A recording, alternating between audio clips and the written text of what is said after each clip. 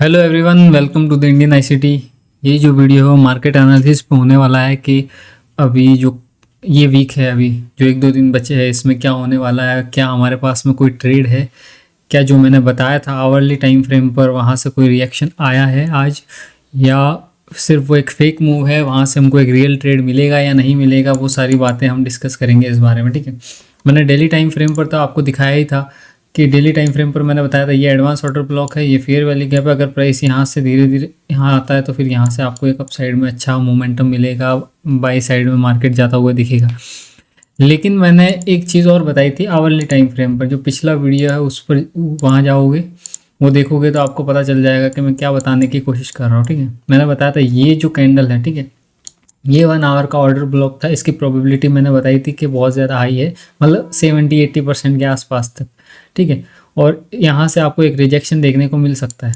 तो market exact अगर आप देखोगे, मार्केट इस कैंडल को टच किया, इसके हाई को, और उसके बाद में आपको अप साइड में जाता हुआ दिखा। देखो यहाँ पर, ठीक है, ये पॉइंट आपको दिख रहा होगा।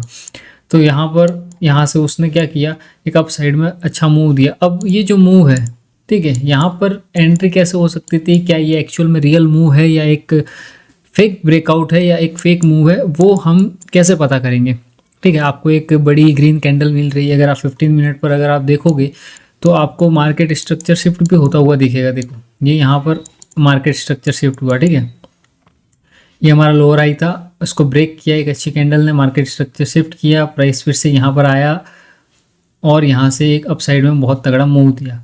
अब करने को तो इस कैंडल पर भी एंट्री की जा सकती है, ठीक है, लेकिन हम ऐसा नहीं कर रहे। मैंने एक चीज़ आपको बताई थी एक वीडियो में, उसका नाम तो नहीं पता, टाइटल नहीं पता, पर मैंने, अगर आप देख रहे हो तो आपको पता होगा, मैंने ये बताया था कि जब मार्केट स्ट्रक्चर शिफ्ट हो रहा है वो किस तरह से हो रहा है, ठीक है, वो आपको देखना बहुत ज़्यादा जरूरी है। अगर मार्केट स्ट्रक्चर शिफ्ट इस तरह से हो रहा है कि इस पूरे लेग में कोई भी स्विंग नहीं है, मतलब लिक्विडिटी ग्रैब नहीं हुआ है, तो वो एक स्मूथ मार्केट स्ट्रक्चर शिफ्ट होता है, एक स्ट्रॉन्ग मार्केट स्ट्रक्चर शिफ्ट होता है। इसके साथ में ही यहाँ पर क्या बना दे, एक फेयर वैल्यू गैप भी बना दे, ठीक है। Market structure shift plus fair value gap, और फिर मार्केट यहाँ पर आता है और अप साइड में जाता है। बशर्ते इस जो लेग है यहाँ पर कोई भी एक स्विंग नहीं होना चाहिए। लेकिन अगर कोई स्विंग बन गया है, जैसे इस केस में हुआ, इस तरह से एक स्विंग बनता है और फिर मार्केट स्ट्रक्चर शिफ्ट करता है अगर मार्केट, तो उस कंडीशन में क्या होता है, तब हम यहाँ पर कोई एडवांस ऑर्डर ब्लॉक देखेंगे, वहाँ से मूव आएगा या नहीं आएगा, या जो रियल मूव है वो कहाँ से आएगा, वो हमको देखना होता है। क्या इस वाले ऑर्डर ब्लॉक से आएगा, क्योंकि ज़्यादातर केस में यही वाला काम करता है। एडवांस ऑर्डर ब्लॉक पर एक बार ट्रैप होती है चीज़ें, रिटेलर्स को ट्रैप किया जाता है। अगर आप और छोटे टाइम फ्रेम पर अगर काम कर रहे होते तो आपको एक छोटा मोटा टारगेट मिल जाता, एक पैसा मिल जाता। यहाँ जो आज की जो कंडीशन है वो थोड़ी सी अलग है। मैं जल्दी से आपको समझाऊंगा कि चीज़ें कैसे। देखो यहाँ पर मार्केट स्ट्रक्चर शिफ्ट हुआ, उसके बाद में एक भी कैंडल ने अपनी प्रीवियस कैंडल का लो ग्रैब नहीं किया, मतलब हमको एक परफेक्ट स्विंग नहीं मिला। देखो इसकी बात नहीं कर रहा हूँ, मार्केट स्ट्रक्चर शिफ्ट यहाँ होता है 5 मिनट में मैं बता रहा हूँ, ठीक है।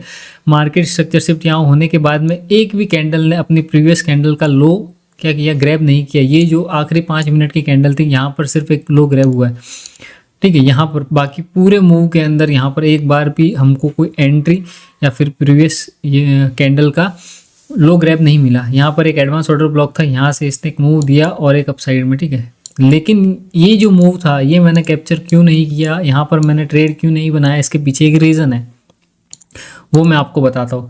जब आप 15 मिनट पर देखोगे, 15 मिनट पर मार्केट स्ट्रक्चर शिफ्ट हुआ, लेकिन यहाँ पर अगर आप देखोगे तो यहाँ पर आपको एक ऑर्डर ब्लॉक और एक फेयर वैल्यू गैप दिख रहा था।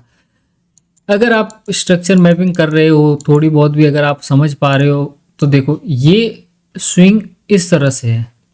अगर आप छोटे टाइम फ्रेम पर देखोगे तो आपको छोटे स्विंग दिखेंगे, लेकिन जो एक्चुअल बड़ा स्विंग है, ठीक है, जहाँ पर इसने ब्रेक ऑफ स्ट्रक्चर किया है वो ये है यहाँ पर, ठीक है। ये लो ब्रेक किया तो इसका जो लोअर हाई है वो क्या होगा, वो ये होगा, अगर हायर टाइम फ्रेम पर देखते हैं। लेकिन जब आप लोअर टाइम फ्रेम पर जाते हो और छोटे स्विंग को मार्क करते हो, जैसे कि ये वाला स्विंग है, ठीक है, क्योंकि इसको देखकर ही हम मार्केट स्ट्रक्चर शिफ्ट पता कर रहे हैं 15 मिनट पर और हम एंट्री बना रहे हैं, तो ऐसी सिचुएशन में आपको थोड़ा सा हायर टाइम फ्रेम की तरफ देखने की जरूरत होती है। तो वो हायर टाइम फ्रेम क्या है, 1 आवर, क्योंकि मैंने बताया था कि आवरली टाइम फ्रेम पर आपको एक मूव दिख सकता है इस ऑर्डर ब्लॉक की कैंडल से, ये भी मैंने मार्क करवाई थी, ठीक है, पिछले वीडियो में। यहाँ से एक अपसाइड का मूव आया। अब चीज़ें आवरली टाइम फ्रेम पर हो रही है, मतलब आवरली टाइम फ्रेम का ऑर्डर ब्लॉक है, जहाँ से हमको क्या मिल रहा है, एक मूव मिल रहा है। तो हम जो कंफर्मेशन करेंगे वो आवरली टाइम फ्रेम पर करेंगे, ठीक है। आपको 15 मिनट पर मार्केट स्ट्रक्चर शिफ्ट दिख रहा है, लेकिन प्राइस ने क्या किया, एल्गोरिदम ने यहाँ पर क्या किया, यहाँ पर हमको एक साइन दिया। क्या दिया कि यहाँ पर मैं एक ऑर्डर ब्लॉक बना रहा हूँ। अगर ये ऑर्डर ब्लॉक नहीं होता, मेरी बात आपको ध्यान से सुनिए, अगर ये ऑर्डर ब्लॉक नहीं होता, ये फेयर वैल्यू गैप नहीं होता, तो मैं यहीं पे एंट्री बनाता और पोजिशनल ले जाता। लेकिन यहाँ पर एक ऑर्डर ब्लॉक था, उसके अलावा दूसरी चीज़, इसने किसी भी अपनी प्रीवियस कैंडल, ये पूरा जो लेग है मार्केट स्ट्रक्चर शिफ्ट करने के बाद में, ठीक है, यहाँ पर इसने एक स्विंग बनाया है, ये ऑर्डर ब्लॉक बनाया है 15 मिनट का, ठीक है। लेकिन ये मार्केट स्ट्रक्चर शिफ्ट करने से पहले बना है। आप समझ रहे हो ना, एक सीधा ही मूव नहीं आया कि किस, यहाँ पर इसने एक ऑर्डर ब्लॉक बनाया फिर मार्केट स्ट्रक्चर शिफ्ट किया है, सीधे ही मार्केट स्ट्रक्चर शिफ्ट नहीं किया फेयर वैल्यू गैप के साथ में। अगर ऐसा होता है तो इस तरह की एडवांस ऑर्डर ब्लॉक से क्या बनती है, आपकी ट्रेड बनती है। लेकिन जब इस तरह का पहले चेंज ऑफ कैरेक्टर करती है प्राइस, ठीक है, पहले एक स्विंग बनाती है फिर मार्केट स्ट्रक्चर शिफ्ट करती है और आपको लेफ्ट साइड में एक ऑर्डर ब्लॉक दिखता है, और उससे पहले मतलब मार्केट स्ट्रक्चर शिफ्ट के बाद में अगर आपको लिक्विडिटी ग्रैब नहीं मिलता है, किसी कैंडल की लिक्विडिटी ग्रैब नहीं होती है, अगर आप 15 मिनट पर देख रहे हो, तब वहाँ पर आपको थोड़ा ठहरने की ज़रूरत है और देखने की ज़रूरत है क्या ये एक हायर टाइम फ्रेम का ट्रैप तो नहीं है। क्योंकि ऐसा हो सकता है, यहाँ पर भी देखो, यहाँ पर चीज़ें थोड़ी सी अलग थी, बहुत ही तगड़ा अपसाइड में मूव आया। लेकिन अगर आप देखोगे तो यहाँ हमारा जो स्विंग था, ठीक है ना, वो कहाँ था, वो यहाँ पर था। क्या इसने इस स्विंग के ऊपर क्लोजिंग दी? नहीं दी। तो जब नहीं दी है तो इसका मतलब यहाँ पर 15 मिनट पर मार्केट स्ट्रक्चर शिफ्ट नहीं हुआ था, ठीक है। ये जो मूव आया था ये एक ट्रैपिंग मूव भी था, क्योंकि देखो यहाँ पर एक फेयर वैल्यू गैप था, इसने पहले इसको मिटिगेट कर लिया था, उसके बाद में ये फिर से आता है जो कि डेली टाइम फ्रेम का इसने बना दिया था। एक बार मैं फिर से दिखा देता हूँ, डेली टाइम फ्रेम के कैंडल क्लोजिंग के बाद में यहाँ पर एक फेयर वैल्यू गैप बनाया था। मैंने बताया भी था कि ये डेली टाइम फ्रेम की कैंडल क्लोजिंग होने के बाद में अगर आपको यहाँ पर फेयर वैल्यू गैप दिखता है तो यहाँ से आप एक बार ट्राई कर सकते हो। फिर मैंने छोटे टाइम फ्रेम पर ले गया था और आवरली टाइम फ्रेम पर हमने बात की थी पिछले वीडियो में। अगर आपको और ज़्यादा क्लियरिटी चाहिए तो वो पिछला जो वीडियो है वो देखोगे, ठीक है। अब यहाँ पर हमारे पास में लोअर आई है, ठीक है। अब इस अगर आवरली टाइम फ्रेम पर आपको ट्रेंड चेंज देखना है या कंफर्मेशन, तो इसके ऊपर क्लोजिंग चाहिए हमको, सीधा हिसाब ये है। और यहाँ पर एक फेयर वैल्यू गैप दिखता हुआ दिख ही रहा है, लेकिन इस जो फेयर वैल्यू गैप है जो आवरली टाइम फ्रेम पर है, इसकी जो प्रोबेबिलिटी है वो थोड़ी क्या है, लो है। क्यों? क्योंकि इसने मार्केट स्ट्रक्चर शिफ्ट नहीं किया है। कौन से टाइम फ्रेम पर? आवरली टाइम फ्रेम पर। हमारा आवरली टाइम फ्रेम का ऑर्डर ब्लॉक था, यहाँ से रिएक्शन आया तो हम कंफर्म कब मानेंगे, ठीक है, कि ट्रेंड अपसाइड में हो चुका है। आवरली टाइम फ्रेम पर जब हमको यहाँ पर इसके जो लोअर हाई है उसके ऊपर एक क्लोजिंग मिल जाएगी।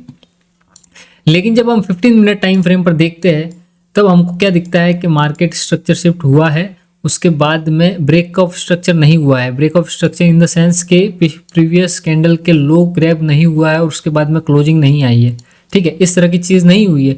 तो जब तक इस तरह की चीज़ नहीं हुई है तो कंफर्मेशन अभी नहीं है। यहाँ पर क्या रिस्क है आपके पास में, अगर आप यहाँ पर एंट्री लेते तो आपका जो रिस्क है वो काफ़ी बड़ा होता है। अगर आप ऑप्शन बाय कर रहे हो तो सबसे पहली चीज़ है हमको रिस्क को मिनिमाइज़ करना है। और जब आपको यहाँ पर दिख रहा है, मार्केट क्लियर इंडिकेट कर रहा है कि मैं यहाँ से एक पुल बैक ले सकता हूँ या फिर मैं यहाँ से डाउन जा सकता हूँ, तो फिर आपको यहाँ पर इस तरह की हड़बड़ाहट में ब्रेकआउट देखकर बाय करने की कोई ज़रूरत नहीं है।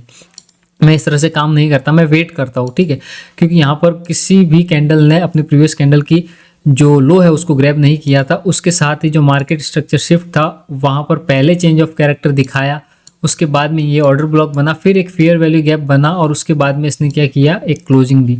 और क्लोजिंग देने के बाद में भी अगर इसने 15 मिनट पर लिक्विडिटी ग्रैब दिखाया होता तो हम शायद सोच सकते थे कि मार्केट अब और रिट्रेसमेंट नहीं लेगा और बहुत तेज़ी से ऊपर जाएगा। कल गैप अप भी ओपन हो सकता है यहाँ कहीं और फिर नीचे आए और इस तरह से जा सकता है। लेकिन हम कल के भरोसे अपना आज का पैसा रिस्क में नहीं डाल सकते, सीधा हिसाब समझो। अब क्या कर सकते हैं हम, तो हमारे पास में सीधा सिंपल एक मार्केट स्ट्रक्चर शिफ्ट हो चुका है।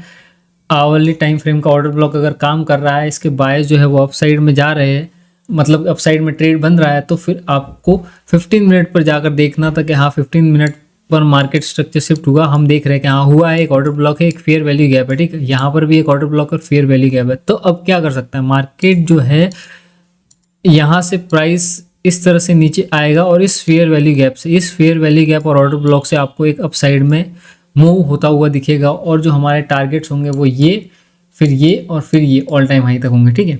तो ये बाई साइड की लिक्विडिटी ग्रैब होती हुई दिखेगी। लेकिन अगर प्राइस यहाँ कहीं ओपन होता है, ठीक है, यहाँ कहीं ओपन होता है, फिर आवरली टाइम फ्रेम की लिक्विडिटी ग्रैब कर देता है, ठीक है, लोअर हाई की, और फिर धीरे धीरे नीचे आता है, तो आपको ये जो लिक्विडिटी है सेल साइड की, ये ग्रैब होती हुई दिखेगी और प्राइस बहुत तेजी से क्या करेगा, नीचे जाएगा। फिर हमारे पास में वीकली टाइम फ्रेम का, सॉरी डेली टाइम फ्रेम का एक फेयर वैल्यू गैप है और एक एडवांस ऑर्डर ब्लॉक है, वहाँ से आपको एक अपसाइड में ट्रेड मिलेगा, ठीक है। तो मेरी जो बात है वो आपको समझ में आ गई होगी कि मैं किस तरह से प्राइस देखता हूँ, और मैं वेट करता हूँ एकदम सही सेटअप बनने का, जहाँ पर हमारा जो रिस्क है वो बहुत ही ज़्यादा कम हो। अगर किसी ने यहाँ पर अगर बाय किया होगा, ठीक है, तो उसका रिस्क यहाँ बनेगा, ठीक है, क्योंकि ये ऑर्डर ब्लॉक है, ये प्रीवियस ईयर की कैंडल की लिक्विडिटी ग्रैप यहाँ पे हुई है, ठीक है। तो एक जेन्युइन स्विंग जो है वो क्या है, वो यहाँ पर है। तो आपका सही एसएल कहाँ बनना चाहिए, यहाँ बनना चाहिए। लेकिन 200 पॉइंट के मूव के बाद में अगर आप यहाँ पर 100 पॉइंट का मूव निकल चुका है और फिर यहाँ पर अगर आप एंट्री बना रहे हो, ठीक है, इस कैंडल के अंदर आप एंट्री बना रहे हो, तो आपका जो एसएल है वो तो बहुत ज़्यादा बड़ा होगा, फिर आपका जो रिस्क है, ठीक है ना, वो बढ़ जाएगा। तब आप क्या करोगे, ट्रेड में नहीं बैठ पाओगे। आप समझ रहे हो इस चीज़ को, इसलिए वेट करना है सही टाइम का, प्राइस आपके जोन में आए, आपके सेटअप पर आए, उसके बाद में अगर आपको मूव दिखता है तो आपको क्या करना है, एंट्री बनानी है। और यहाँ पर अगर जब आप एंट्री बनाओगे तो आपका जो रिस्क है वो 4% के आसपास बनेगा और रिवॉर्ड आपको दिख ही रहा है, ठीक है। तो ये छोटा सा वीडियो था, मेरी बातें आपको समझ आ गई होगी। अगर नहीं आई है तो पिछला वीडियो देखो, फिर ये वाला फिर से देखना, तो आपको समझ में आएगा कि मैं क्या बताने की कोशिश कर रहा हूँ, ठीक है। Thank you so much.